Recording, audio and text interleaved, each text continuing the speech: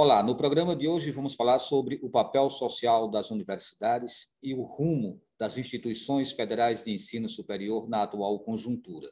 Nosso convidado é o reitor da UFPE, Alfredo Gomes. Seja bem-vindo, professor reitor Alfredo Gomes.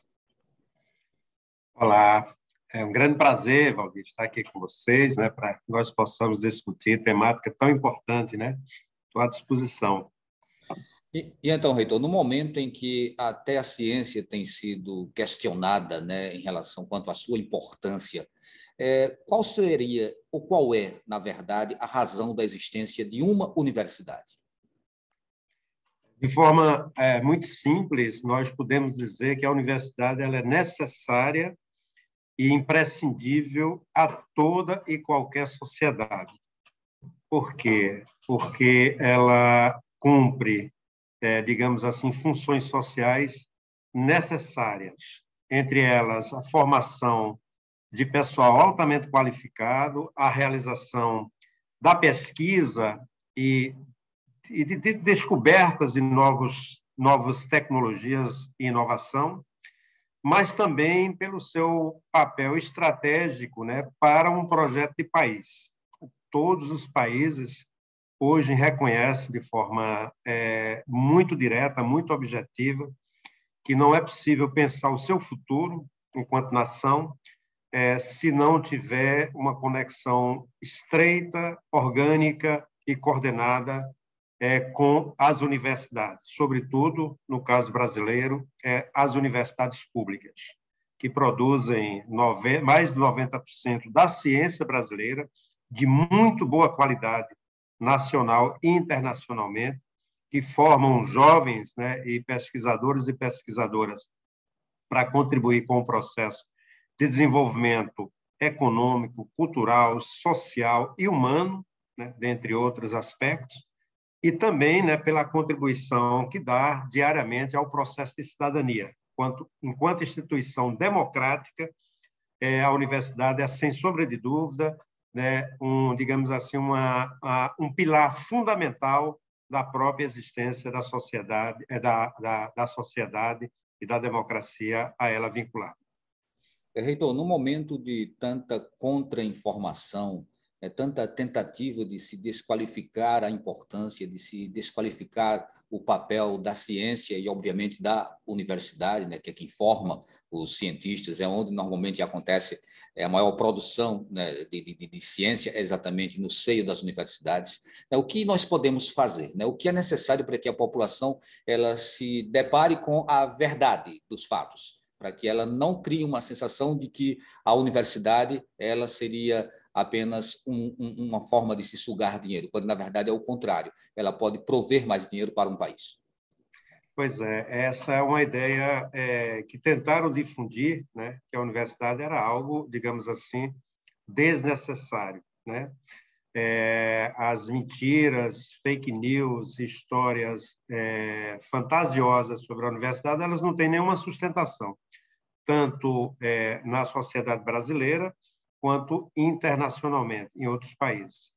É necessário, portanto, que os meios de comunicação, Valdir, eu reputo de grande importância para discutir com a população de maneira geral, e que se combater com dados, com discurso bem fundamentado, alicerçado em dados sobre a realidade, desfazer, portanto, essas mentiras, essas inverdades sobre a universidade.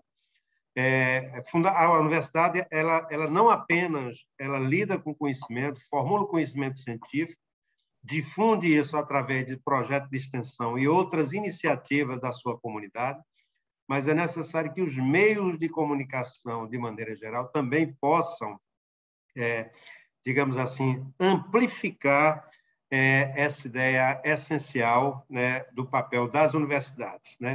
A universidade ela tem muita gente contribuindo de forma perene, diária, para o processo de mudança e de qualificação dos processos sociais de maneira geral, mas ela se reafirma hoje, no meu entendimento, com a grande capacidade de resistência e de resiliência, apesar de todos os ataques à universidade, ataques do ponto de vista de corte de recursos, subfinanciamento, ataque do ponto de vista ideológico e também a autonomia da universidade. Elas se mantêm cada vez mais vivas e nós temos a clara percepção que a sociedade hoje compreende muito mais da sua importância e da sua necessidade do que há algum tempo atrás. Então, a gente precisa garantir com que essa rede de instituições públicas se mantenham na pauta nacional de uma forma cada vez mais expressiva. As universidades têm sofrido com a falta de mais investimentos, cortes no orçamento da União, né, ameaças constantes de enxugamento cada vez mais de um orçamento que vai ficando enxuto ano a ano, mais enxuto ano a ano. Eu gostaria que o senhor trouxesse para a gente a realidade. Hoje, como a UFPE e as demais universidades do Brasil estão se deparando com essa questão, inclusive com o fato de que nós já temos aí uma curva inflacionária muito grande. Os orçamentos conseguem cobrir a necessidade de investimento, de custeio? Pois é, nós temos tido uma queda sistemática, né, nos orçamentos das universidades federais e também dos institutos federais. Esse corte foi muito acentuado nos últimos 3 anos, especialmente no ano passado, 2021. Tivemos uma grande negociação, né, por parte das universidades, especialmente por meio da Andifes, né, com o Congresso Nacional. Nesse sentido, conseguimos até uma recomposição do volume de recursos destinados às universidades. Isso foi muito importante. No entanto, como você colocou, nós temos tido uma inflação acima de 2 dígitos, na casa de 2 dígitos, 10 para cima. E todos os contratos de manutenção das universidades, né, eles foram reajustados de acordo com a inflação. Não a inflação oficial, mas de acordo com a inflação real que as empresas, obviamente trabalham, né? Então, hoje, o nosso orçamento e de muitas universidades, né, poderão não dar conta, certamente, de terminar o ano. Nós temos feito gestões em âmbito nacional para buscar recomposição também do orçamento, mas a situação ela é muito difícil para o conjunto das universidades, né? Nós temos, vocês bem sabem, nós temos contratos que se referem à manutenção predial, à limpeza, à energia, à água, segurança, dentre outros contratos. E todos eles foram reajustados de acordo com o processo inflacionário. E nós precisamos, obviamente, né, de mais recursos para fazer face a esse processo. Eu gostaria de registrar, aproveitar a oportunidade aqui para registrar, para dizer que é muito importante, né, que as universidades possam, de forma articulada, né, por meio das nossas lideranças nacionais, especialmente a Andifes, né, para fazer reverter esse quadro ainda durante este ano. Porque esse ano nós vamos, sobretudo no segundo semestre, nós passaremos a sentir de forma muito mais presente, muito mais forte o impacto do ponto de vista orçamentário, ou seja, a insuficiência de recursos, né, para a plena manutenção das instituições. Então, isso está sendo debatido nacionalmente. É importante que nós possamos fazer essa articulação, indo, obviamente, para as instâncias competentes em Brasília, entre elas o próprio governo, mas, sobretudo, o Congresso Nacional, para reverter a situação de desinvestimento que tem sido submetida às universidades federais e às instituições que lidam também com ciência, como o CNPq, CAPES, dentre outros. Quando estoura, quando vem à tona uma notícia como a que aconteceu já, acho que tem uns 2 meses mais ou menos, né, de que verbas do Ministério da Educação estariam sendo desviadas para prefeituras e até para igrejas, né, através de pastores, ou seja, é uma verba do MEC, é uma verba do Ministério da Educação, que deveria ser investida exatamente na educação. Qual é a percepção que entidades como a Andifes, como o Conselho de Reitores, né, passa a ter de um quadro como esse, né, de uma situação como essa, que parece assim, a coisa mais esdrúxula? Nós sempre lutamos e continuamos lutando para que os recursos do Estado brasileiro sejam distribuídos conforme critérios objetivos, transparentes e republicanos. Essa é a luta. Inclusive, existe a matriz Andifes, que é uma regra geral pactuada entre todas as universidades e o Ministério da Educação, que nós defendemos como sendo essencial para a distribuição de recursos. É inaceitável, obviamente, que nós façamos política de balcão, ou seja, distribuir recursos conforme alianças políticas, conforme entendimentos de ordem patrimoniais ou privados, que não interessa à sociedade brasileira. Então, toda a luta de mais de 30 anos na área da educação foi, primeiro, para que tivéssemos a vinculação de recursos constitucionais para a área da educação, assim como para a área de saúde. Nós conseguimos isso está dentro da Constituição Federal, mas precisamos fazer com que esses recursos cheguem por meio desses critérios. Então, nós somos, obviamente, totalmente contrários a qualquer tipo de mecanismo, de procedimento, que fuja à lógica do público, no sentido rigoroso do termo, que deve se submeter à questão da transparência, à questão, portanto, de critérios objetivos, visando as finalidades mais consistentes, que uma sociedade deseja para um setor tão importante como é o setor da educação e também das universidades públicas. Ok, eu sou Valdir Oliveira e estou conversando com o reitor da Universidade Federal de Pernambuco, Alfredo Gomes, sobre o papel social das universidades. A gente faz um intervalo e volta daqui a pouquinho.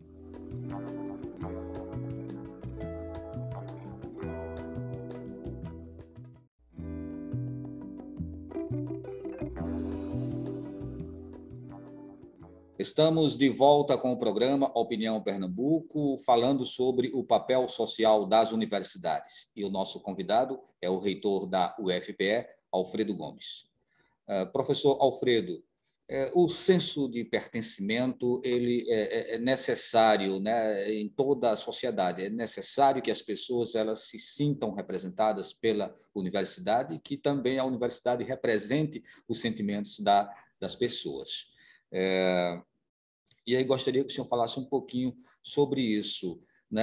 Nós temos uma sociedade que hoje levanta essa bandeira, que reconhece esse papel. Aquilo que está vindo no sentido contrário não é necessariamente o que representa a população, e sim interesses políticos e eleitoreiros. É mais ou menos isso que está acontecendo nessa relação sociedade, política e universidade?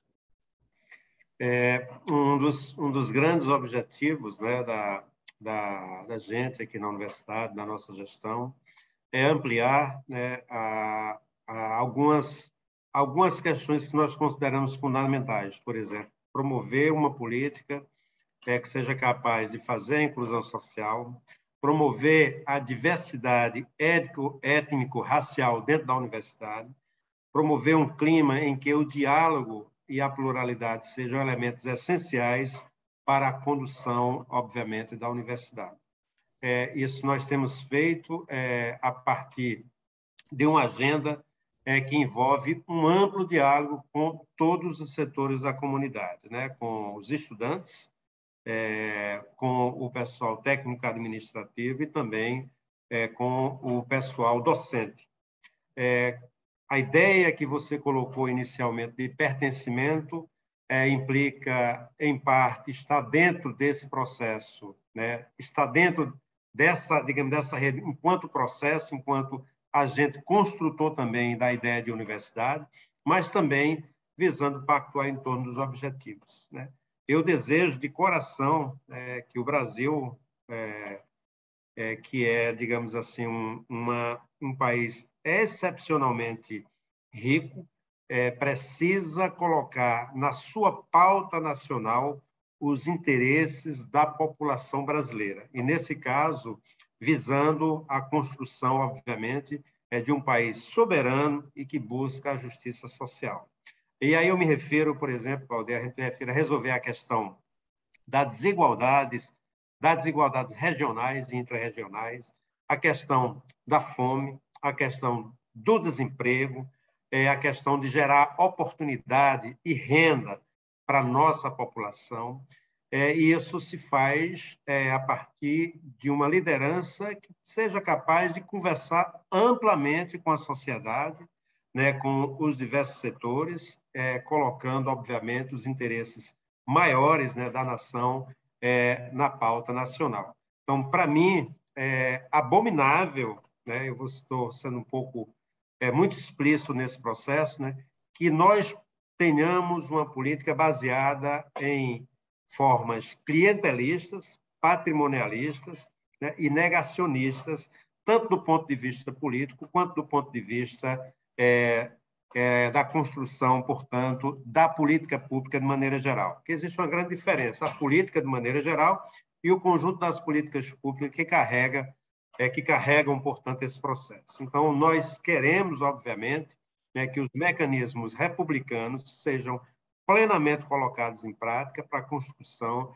de uma nação. E as universidades têm um papel estratégico nesse processo. Elas carregam em si, né, sonhos, carregam muita gente comprometida com o processo de criação e de, digamos assim, de trazer novas oportunidades para o país como um todo.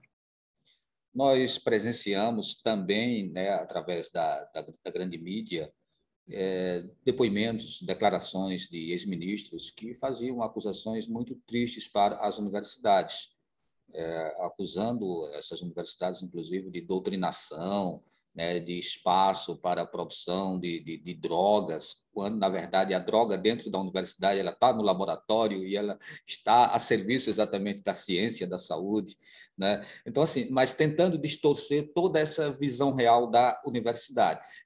Por trás de quê? De uma pressão político-ideológica. Qual o perigo, qual o risco que nós corremos quando esse tipo de discurso ele vem à tona, Reitor?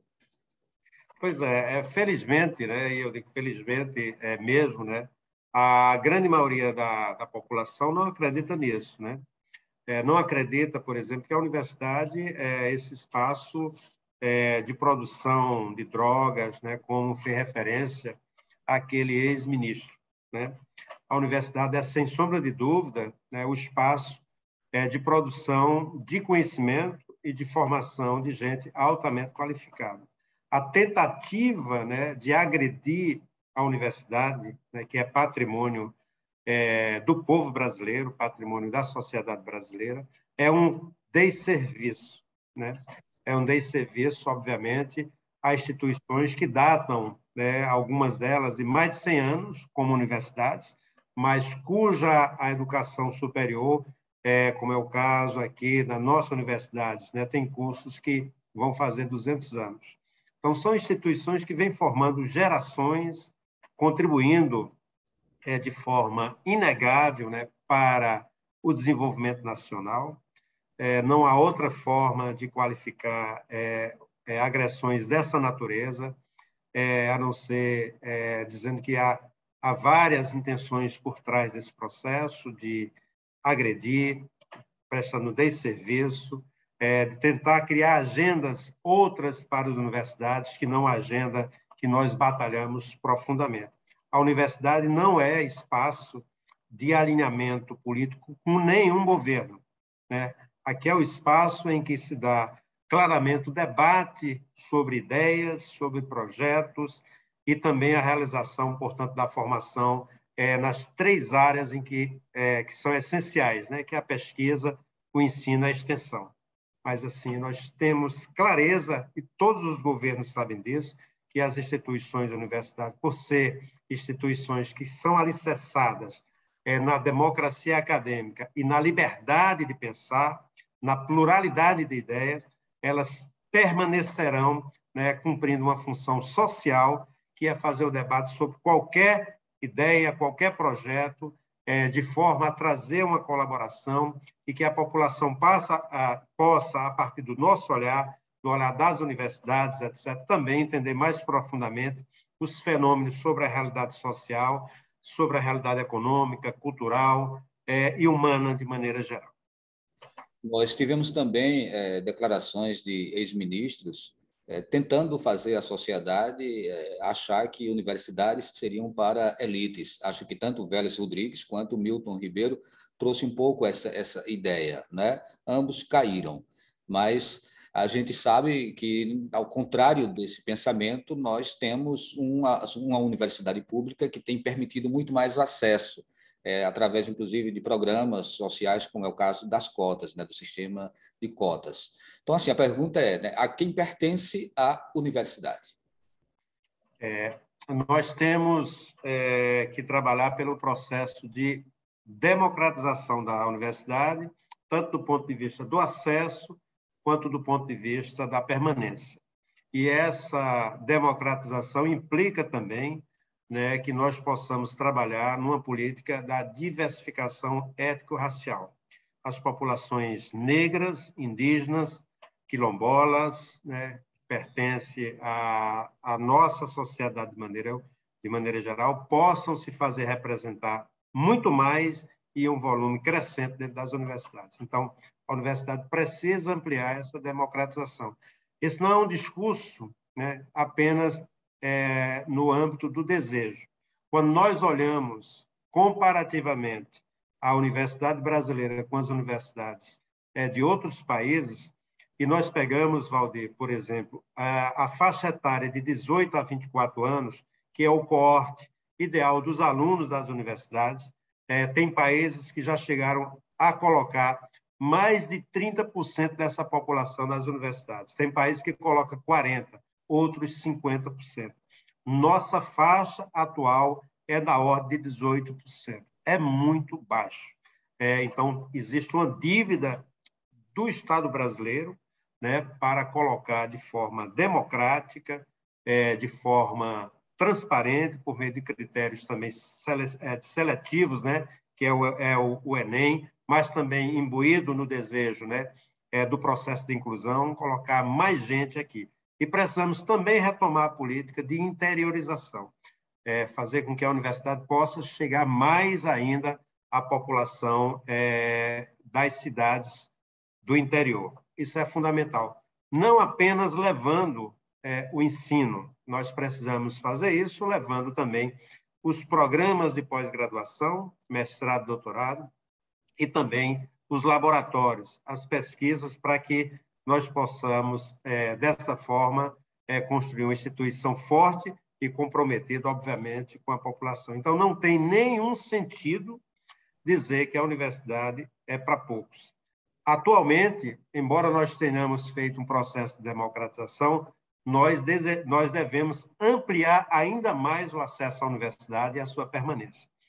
O Plano Nacional de Educação, aprovado há algum tempo atrás, determina que 40% da matrícula na educação superior deve ser matrícula pública. E nós não conseguimos fazer com que essa pauta avançasse. Não conseguimos porque o atual governo, portanto, não esteve comprometido em alargar e oferecer as condições para que as universidades, de maneira geral, né, pudessem realizar esse objetivo tão nobre para a nossa sociedade. Reitor, nós só temos agora 2 minutinhos para terminar o programa.